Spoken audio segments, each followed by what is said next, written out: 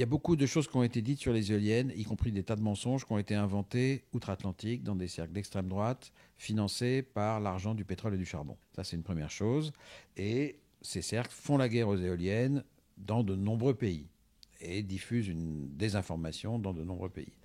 Mais en France, cette désinformation a été reprise et transformée par une fraction du lobby nucléaire qui ne supporte pas de voir ce qui est vécu comme une concurrence.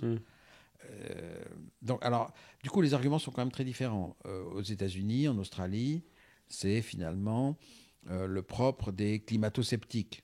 Ils disent, mais tout va bien avec le pétrole, on a du charbon, qu'est-ce que vous venez nous embêter avec vos éoliennes qui tournent quand elles veulent, etc. En France, on ne va pas dire ça.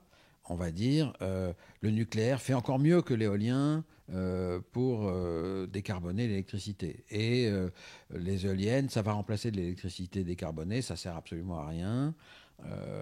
Puis alors on va nous dire le nucléaire fait 2 fois moins d'émissions de CO2 que l'éolien. Alors l'éolien, quand elle tourne, elle fait aucune émission de CO2.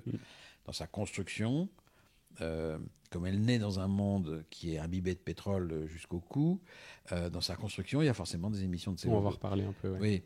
Oui. On évalue généralement, moi je ne conteste pas ce chiffre, à 12 grammes par kilowattheure de CO2, de CO2 pour les éoliennes. Et 6 pour le nucléaire. Alors, le 6 pour le nucléaire est discuté, mais bon, je ne le discute pas. Mettons que ça soit 2 fois moins. On parle de pouillème, c'est-à-dire on compare à du gaz, c'est 400 grammes.